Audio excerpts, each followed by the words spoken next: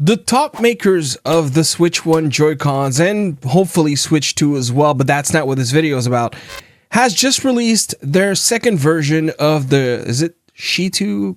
ChiTu? I'm not sure exactly how to pronounce this one, but it's from MOBAPAD. The price, it goes from $49 to $66 on sale regularly, as per their website, listed at $71.41 up to $94.27, where really you have 6 SKUs divided in 3 different colors and 2 different options. The 2 options being the controller only, which is what I have here, or controller with the dock. And then you have 3 different colors, that pink and blue, which is what I requested, the white, and the black. So we'll open it to see what's inside, and so that I can give you guys my feedback on this controller and if it's worth picking up. This is a very delicate pink. It's almost hinging on beige a little bit, like some kind of light beige. On the original screenshot that I thought, it looked a little bit more to my liking. I actually like pink. I prefer punchy colors, I guess, and this is not quite it. This is quite subtle. I do like the accents on the buttons, on the sticks. The faceplate can be removed, and got it right here as well. Oh yeah, I guess I forgot to take off the D-pad. And this is what we have here. A Type-C to Type-A cable, not braided or anything, not even branded. Pretty simple as it is. Anyways, oh, and look at that. We have another D-pad right here. I'll put it aside. Oh, there it is. Okay, so English was in the back. And yeah, I believe these are shipping now as of January 1st. So if you pre-ordered one, it should hopefully be shipped soon. But if you haven't, the prices I listed are from their website. I'm not sure if they're going to be available on Amazon or else, but you know, if they are, of course, there's going to be links in the description. All right, so I'll put this aside. We probably won't need it, but nice to know that, you know, you have an instruction manual with some of the features that you can use a controller with, seemingly a warranty card, and probably a QR code for their app, because they do have a mobile app, which I believe is how you're going to be adjusting this controller in terms of the settings, because there's a couple of things that you can do here. Now, this is it for the box. Controller and D-pad. We have your typical cross style, and we also have the satellite dish, which I tend to favor. We have micro switch, very satisfying click that we have on the face buttons. Quite bouncy, have a nice little ring to them. If you don't like a noisy controller, that could potentially bother you, because this is not faint in terms of the audio. And of course, we'll have an audio test soon enough. But yeah, it's definitely a controller you hear. For the D-pad, which the M6 HD have phenomenal D-pad, and I'd say that this one is a very close feeling to that. So I'm looking forward to testing it in a fighting and platformers, of course. And this is, as far as I can tell, also some kind of micro switch under, as opposed to a tactile, which I don't really like when they do tactile. This feels definitely like a micro switch. We have, oh, okay. We have TMR sticks. Now, this is something that we haven't seen before as per MOBAPAD, and they call it a TMR glide stick. Now, I'm not sure exactly what makes it glide stick, but there are 2 things that I haven't seen before. Number 1, a lot of controllers have rings around them, but the type of ring that they use here is a liquid silicone ring, or track as they call it. And indeed, it does have an incredibly smooth rotation. If you think of mice and mouse pads, and you have some mouse pads that are speed, some mouse pads that are control. Speed lets you glide faster, control is slower when you're trying to glide. And then you have mouse pads that are right in between. This is what this feels like. This feels amazing. This really glides nicely on the edges. You feel that there's a little bit of a grip, not enough to like hold it in place, but definitely enough to prevent you from accidentally going further than you'd wish you were going. That's really good. And it does feel like there is zero friction on the, I mean, what they're using essentially, at least as per the website, is some kind of inverted hold on the stick. And I'll put a picture up top. I mean, logically speaking, I don't understand why that would be, why it makes the stick feel so smooth. It's like floating in the air. It's quite unique. I didn't think it was going to be anything special. I'm not going to lie. Sorry, MOBAPAD, not trying to be a hater, but I thought it was just marketing gibberish. But no, those sticks feel quite interesting. Now, is that going to translate into great performance in aim labs? I can't tell you just yet. We'll find out later during the video. But they do feel quite nice. Definitely the least pleasant button so far on the controller, bumpers, tactile, very much so, and they have kind of this hollow sound. I don't mind using them. They click from everywhere, so that's good. They feel kind of, they sound weird, and they feel okay. They feel okay, I guess is what I'm trying to say. The analog, the triggers are not analog, rather, I should say. They also don't have much of an elongated wing, but they feel quite nice, and they're micro switch. Oof, these are some very, very, very satisfying triggers. Wow. If you want digital, I mean, don't get me wrong, it's not one that has a hair trigger that is super short, but at the same time, it has a very responsive feedback, and I like a little bit of distance. You don't see a whole lot of triggers on the market like that. Not recently. Even the Nintendo ones don't feel like they have the kind of play that we have here and with a satisfying click. It's a very, very interesting trigger. Again, we'll test later on. And then we have the back buttons, which are kind of activated by my middle finger here as I'm gripping the controller. For people that hold the controller really strong, I feel like you might have accidental pushes. They're not necessarily super easy to push. They're not hard at all, but it's just the positioning. At least for my grip, I think an accidental push is not impossible. You would probably want to like extend your fingers a little longer to prevent accidental push, kind of push it past the button, and then I feel like it's less likely to happen, but it kind of makes my thumb feel a little awkward if I do that. Anyways, that'll be interesting to see. And past that, we have tactile function buttons, gear to probably do things like turbo and macro, which I know this has, as well as a macro button. It does say that it can wake up the Switch too, that we have Amiibo feature, we have gyro, we have HD rumble. We don't have an audio jack. So if for you 3.5mm jack is something you like to use, like the Nintendo Switch 2 Pro controller, you don't have it here. You have a Nintendo Switch mode, power, Bluetooth, and here the prong for the dock, I would assume a reset pinhole. And if you use it wired or also through Bluetooth, you can have an X input or the Nintendo Switch mode. Okay, so what we'll do now is the audio test. Then we'll look at the software on the app. And last but not least, let's bring them through a slew of tests.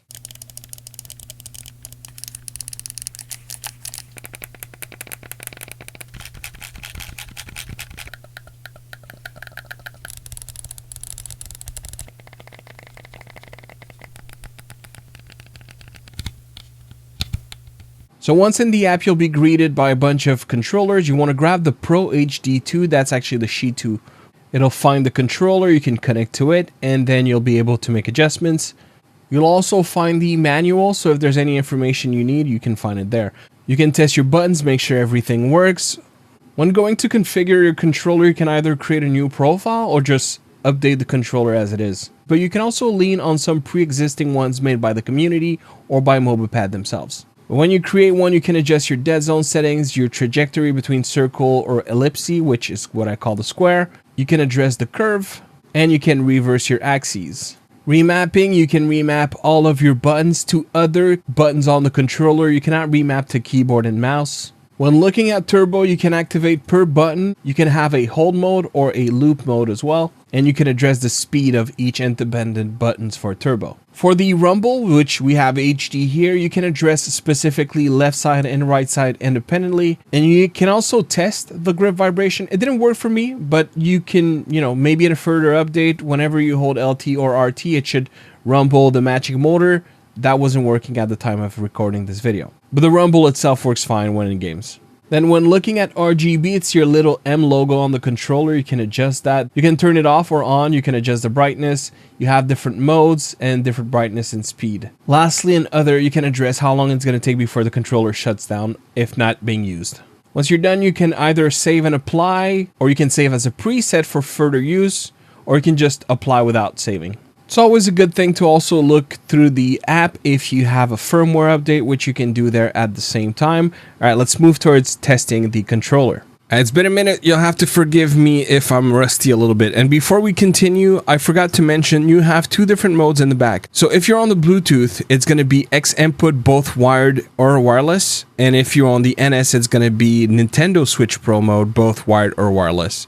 So to the point right now, you see a Pro controller. I'm going to swap it to the other mode. And this is how we're going to do our testing while I'm on X input. Okay, starting with stick tremor. Do we have any of it? And yes, we do. And not only do we have a little bit on the left stick, you can also see it at the seated level on the right stick as well. But that won't give you value into games. Just know that there's a little bit of stick tremor. It hasn't really been happening a whole lot on the left side either. So while there is some, it's pretty much not a problem, essentially. Axis snapping, I do not detect any of it at all. Stick snapback, yes, there is some stick snapback. So Smash players, this may not be the right controller for you, sorry to say. Circle error, so my left stick is on circle, we are at 0.0. My right stick is on ellipse or the square, we are at 10.1, and it's looking pretty good. It's going off bound, which is what you want on a raw or ellipse, however you want to call it, square. For inner dead zone, I don't believe we have any of it, but where I also have a raw mode, which is probably why we're seeing a little more tremor on the right stick. We don't also really have any, but even if you do the circle, I guess they're just correcting a little bit so that it nullifies that tremor, at least from being perceived. With looking at gap dead zone, I also don't see any of it, or, you know, sometimes called anti-dead zone. There's none here. Outer dead zone, we definitely have some of it on the circle and on the raw also. Although we have less of it, we do have just a little bit, just a smidge really. That is a pretty low tension stick at 0.3. So 30 TGF, that is quite low, wow. When looking at stick resolution, our corrected stick is at 12-bit, whereas the raw one is at 11-bit. All in all, there may be a little bit of algorithm at play, or maybe it's just the resolution being put tighter that gives that 12-bit impression. It's close enough. I don't see anything wrong here. Moving on to D-pad with diagonal focus. Once again, this seems to be a pretty good D-pad overall. And to be fair, I'm using the dish. No, indeed, as long as you're pushing or expanding your thumb enough, hitting those diagonals is overall good. Rolling test. You feel it a little bit more. It's not necessarily a rounded corner kind of D-pad. Of course, with the dish that is easily addressed. But I'd say it was comfortable for a cross, all things considered. And yeah, just feels good. But you have options here is what I'm trying to say. Adjacent directions, definitely possible with this controller. The dish makes it potentially a little bit harder. Yeah, I'd say the cross is easier to hit adjacent arrows. So while it won't be mitigated completely regardless of what you use, it's easier to achieve on the cross, but still feasible on the dish with maybe a little less control. Accidental inputs. Seems quite good.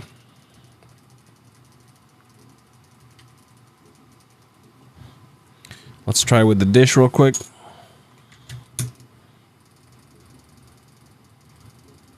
Yeah, that's fine. Yeah, the dish is more prone to it. Center pivot. There's a flex. I mean, yeah, this is very in between. Here, maybe I can show it better to the camera. So, you know. And with the cross, I can hit it without hitting any keys. So, no, you know what? I guess it's a proper pivot, all things considered. It's fairly easy to do, and it would be easier with the dish. You can definitely operate it from the center very, very well. Triggers, that's going to be an easy one because they're digital. You don't have any analog. They do have a fair amount of distance, but you know, there's no analog value. It's 0 and 1, so on and off. And there it is. There's a little bit, I mean, if you want to consider that a start dead zone, I guess you could, because it's not immediate. You do have a little bit of play. And end dead zone, like once you actuate it, it doesn't matter. And hair trigger, obviously, you know, these are micro switches, so this is effectively an hair trigger that doesn't analog, so the obvious answer is yes. All right, and the ultimate, if I've ever seen one, let's try Aim Labs.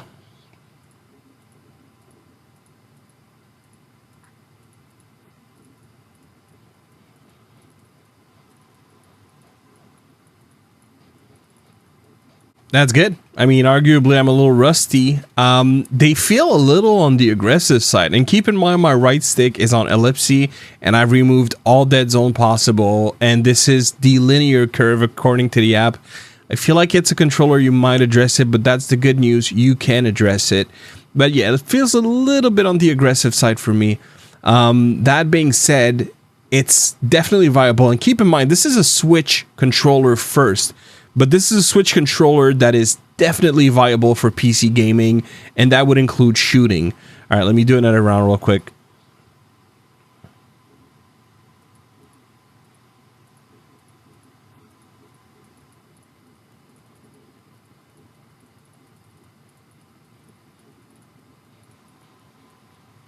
All right, there it is. A jump of almost 3,000 points. Yeah, I think, you know, to me, these are good sticks. These are good TMRs.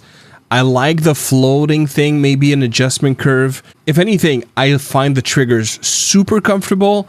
The trigger distance, the travel distance, I'm sorry, might, if you like to play a lot of semi-automatic single burst weapons, or single shot, I mean weapons, it could potentially get tiring over time because of the travel distance, but they feel very, very good. All right, let's move on to the next test, RetroArch. Still what I'd consider to be excellent, but you know, usually where I'm a lot better with usually where I prefer the satellite, I think with this one I'd actually go cross, funny enough, and I think it has to do with the travel, which it's very, very similar. Like, it resembles the M6 HD, but look how much precise I am with the cross. Like, it's night and day. Yeah, there's something, I don't know exactly why I can't put the, you know what, let me grab the satellite from the M6 HD. And for all intents and purposes, it looks to be the exact same thing. You know, I can install that D-pad, and yet, like, the M6 HD D-pad is one of my top D-pads. Let me try another one. Oh, oops. Oh, okay. I think I got it. I think it's the force lift. You see how it's a little hard to tell, but there's an angle to the controller, and it's like lifting the controller, so it's creating that difference in balance, whereas here this is perfectly flat. I wonder if that's what it is. That's the only difference I can spot. So maybe that's why I'm not being as precise with this one. I'm not exactly sure why that is, but yeah, somehow it's not giving me the same results. So it's still a good D-pad, above average, I'd say. Maybe not as good as M6 HD, but we're close enough with this one. And with the cross, it's about as good. So, you know, there's that. Definitely have no problems hitting the diagonals on the fly with this one. And I'm kind of accentuating the movements here just to see. But from an auditive perspective, first you hear the click, click, click. But it also feels quite nice and precise. So where the command were not maybe as good, the just direct input and being precise, yeah, that's phenomenal actually. Oh, what have I done? Oof. Nah.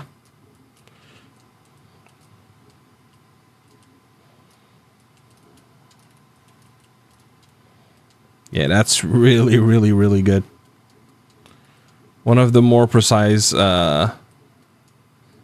I don't think... Oh, that was actually my first miss. Huh. Oh, geez. Okay, you know what? Maybe I'm bad.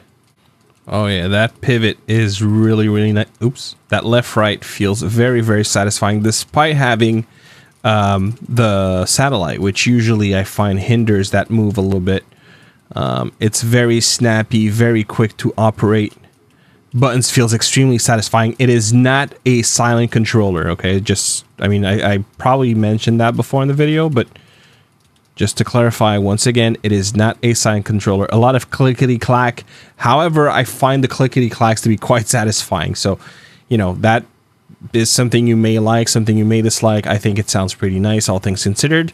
Now, obviously, I won't do the trigger test with this one, so let's move to the conclusion. It is a controller that feels really, really good. However, I am at the point where I feel like it's necessary to let people know that you are starting to lose features in comparison to Nintendo's first-party controller. probably the least significant not having HD Rumble 2. To me, HD Rumble 2 has a wider range, meaning that it can be more subtle, just like it can give you a bit more shake.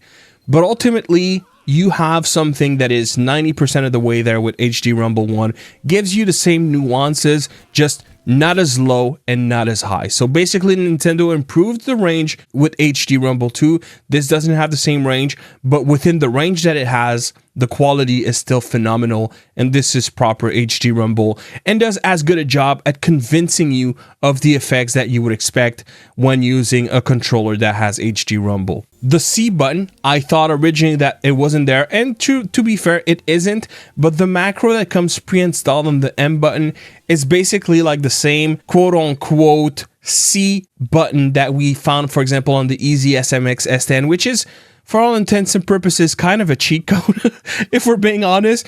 And, you know, I'm going to put an image on screen here as to what it does. Basically, it kicks off a macro because getting to the C button should always be the same sequence. It just kicks off that macro. That's all there is to it. You know, again, not a proper C button implementation, but one, to be fair, if you use the C button a lot, I still think this is good enough, even though the proper C button is obviously better.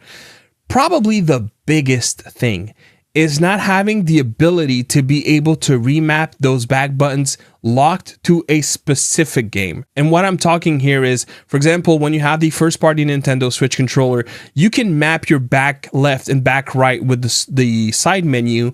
And if you, for example, set them to be A and B on Pokemon ZA, and then you set them to be ZL and ZR on Metroid Prime, it's gonna change depending on the game you play. And this is a feature that we don't have with third-party controllers. You're essentially going to have to change them every time or use the app to have profiles that you import and export. Is it a big deal? I mean, the Nintendo Switch Pro Controller 2 has super convenience when it comes down to that. But you do have things here that could potentially appeal more to you, such as macro and turbo. So you lose some, you gain some. And then you have far superior sticks, better buttons if you don't mind the noise. Same goes for the D-pad, better triggers. It's not like you're losing everything, and also it's considerably cheaper than the first-party controller as well. To me, it's an easy recommend as long as you know the trade-up and the trade-downs that you get with this compared to first-party products. I think this is at least just as good as the S10. In fact, I would say there are areas where this takes the win over the S10, whereas there are other areas where the S10 takes the win as well. But I'd say, at least as a side option, this is just as compelling. I feel like this is probably better tuned for competitive kinds of plays or games. Now, of course, the Switch is not necessarily the #1 platform for that, except if you're a speedrunner. Lots of speedrunners are on Nintendo platforms and Nintendo games. But when it comes down to competitive games such as Call of Duty, Battlefield, obviously these games are not available on the Switch. That doesn't mean that there isn't a competitive scene. I just think the competitive scene we find on Nintendo does not necessarily require some of the benefits that we have on this controller. So whereas the M6 HD completely obliterates pretty much every other option on the market, this competes on a market where you have a bunch of other options. You could, for example, have a Cyclone 2 on the Nintendo Switch 2, which is going to do also an incredibly good job. So it's really going to come down to what you want, but what I like here is that you're not really sacrificing for like key features such as HD Rumble, Amiibo, that's probably the two major, and the ability to wake up the Switch 2. I think this is a tremendous value, especially at $49.99. And even if you find it at regular price, the dock is going to depend on you. I kind of wish they sent the dock, but not the end of the world. That said, if you know that you usually forget to plug your controller, probably the dock would be a good option to get for you. If you have questions, make sure to drop them in the comment box. As always, consider hitting the like if you enjoyed this content, and to subscribe to not miss any future one. My name is Clef. Thank you very much for watching, and I'll see you on the next one. Peace.